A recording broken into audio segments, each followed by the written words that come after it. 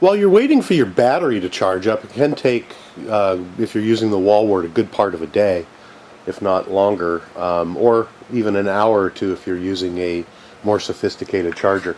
During that time, let's go over a couple things and give you a chance to get to know your car a little bit better. What I would like you to do is you have to remember these things are mass assembled. They did a very, very good job of assembling them. However, you're going to want to double check a lot of stuff. Go through it, turn it over, get your Allen wrenches out, make sure all the screws are tight, make sure the nuts and bolts are tight, make sure everything is turning properly and not binding up. Let's go through and make sure that there's actually oil in the shocks. You know, all this stuff, they can miss some of this stuff at the factory, or it can leak out while they're, after they've built it, if there's a bad part. So do check all this stuff, because with other vehicles, they have been known to leak, or forget to put shock oil in, or some screws might not be completely tight. So go through everything, check it out, make sure that that all the nuts and the bolts and everything are all tightened. Again, while we're waiting for a battery to charge up, it's a good time. Let's check our air filter. There's 2 pins here on the side of the air filter. Very simply take those out and remove the front cap. Take a look inside. We have an oiled portion of the air filter. Make sure that it's nice and blue, it's wet, there's plenty of oil on it. Make sure that it's fully seated in there and not folded over with any gaps so that you can get dirt in there. Double check all of that and make sure it's up and ready to go. If not, you can purchase some oil or some air filter oil from your local hobby shop and redo it until you're happy. The outer one goes on, and again, you're going to want to make sure that it's sealed all the way around. There's no gaps or it's not folded over. Make sure that's on properly. And then we're going to go ahead and put the lid back on. Before we dig into the radio box, I'd like to explore and check out and do some settings on our radio first. The Losi does come with what they call bind and drive, and basically it has a Spectrum receiver already built in with telemetry, and you can use any of the Spectrum radios, whether it be the DX3S or 2S, the DX3R Pro, the DX3R, the DX3C, or the DX3E. If you take a look at page number 17 in your directions, it's going to be a chart here. And what they're wanting us to do is to restrict the travel on some of the servos and to set a couple of other adjustments. So we'll quickly go over this. I don't want to teach you how to use your radio, but I do want to show you, what is going on there. So we're going to go ahead and fire up your radio. I'm going to zoom in here a little bit. And what we've done, see if we can get that to focus. Okay. What we've done is, the first thing is we've gone in and we have named our channel so that we have a blank channel to work with. After we do that, we're going to make sure that we come in and we follow the chart that is listed on page 17. And this is a DX3R, so I'm going to go to the 3XDR column. What you're going to want to do is go into the travel, and that is your throttle or your servo travel, and we're going to come in, and according to this, we're going to set our steering left to 105 and our, let's see, we're the DX3R 105, and our steering right to 110. Is that right? Let's see. Okay, here we go. DX3R, looking at the manual here, and it's saying steering left 105, steering right 110. So we're going to come in and we're going to go to the steering left at 105 and the steering right at 110. Double check my numbers. Steering left 105, steering right 110. Now we're going to want to set the throttle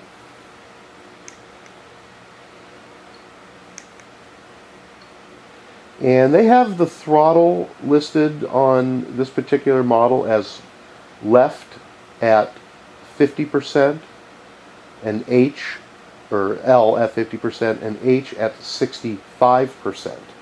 I did set this up earlier and those numbers were a little bit off for me, so I ended up being pretty much at 65 and 65, did really well for me, and you're going to have to play around with that a little bit as you get going and set what's right for yours, and we'll go over what to look for.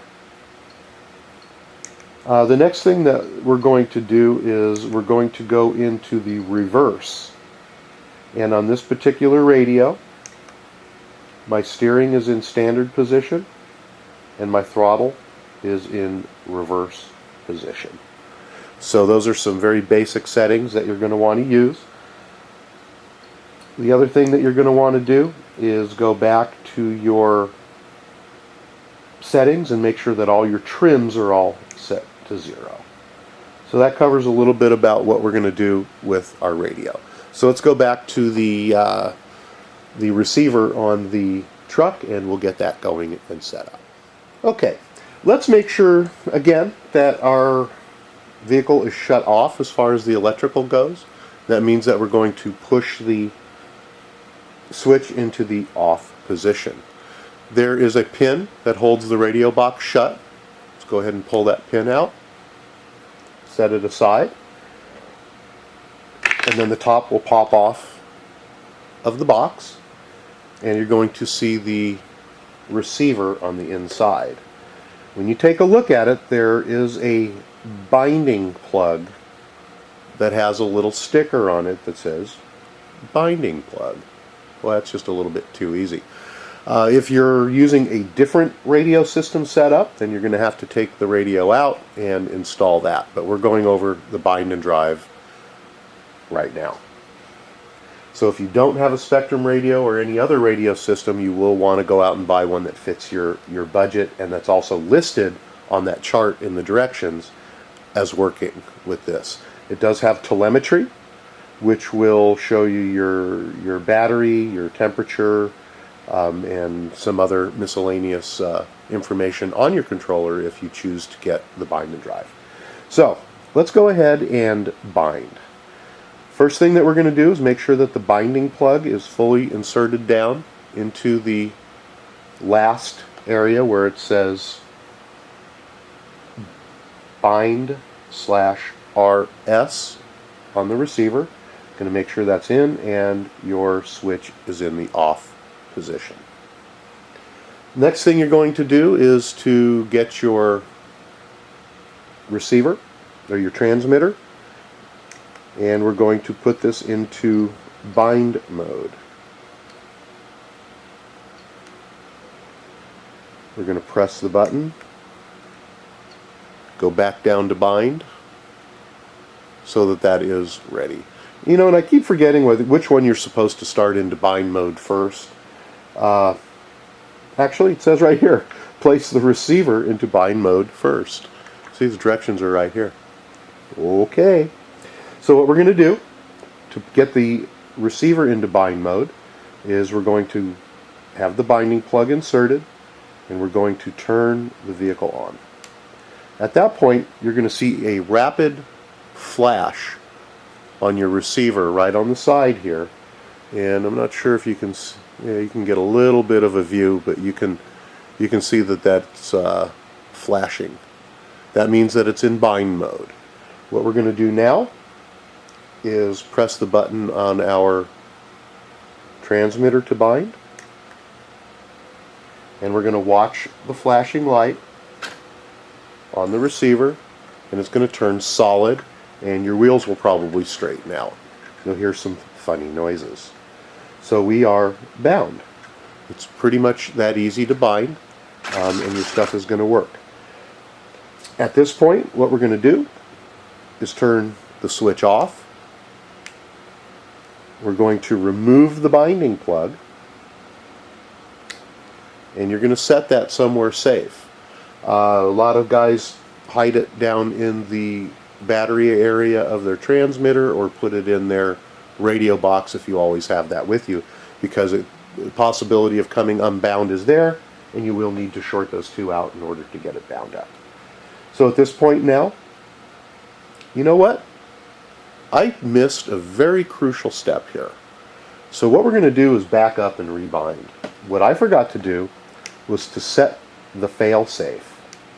So we're going to turn that in the off position. We're going to put the binding plug back in. Going to turn it back on. You're going to see rapid flashing, and we are going to go back into the binding mode on our radio, and we are going to hold the trigger forward in the brake position, and this is going to set the fail-safe, so if we lose signal, the car will go into full brake mode. So push your brake forward on your transmitter, and then go ahead and start the binding process. Okay, I think we're bound. We are not. I'm going to try this again. I'm going to turn the radio off, turn it back on. It's flashing. I'm going to hold the brake on and go back into bind mode. There we go. Now we're bound again. Going to turn it off, remove the binding plug, and turn it back on again. Now we should have fully functioning steering, brake, and throttle. Guess you can't see that, I'm pulled in too tight here.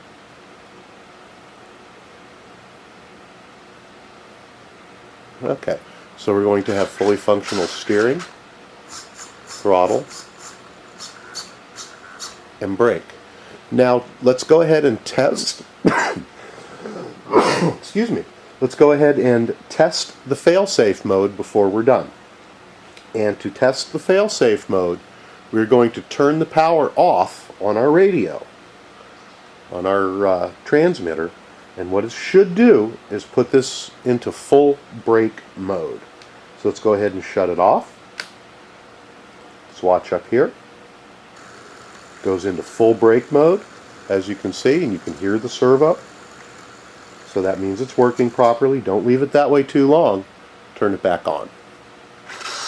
Alright, now we're fully bound. Make sure you place your binding tab somewhere where you will not forget where it goes. And we're going to go ahead and put the top back onto our receiver portion of the radio box. Okay, we're getting closer.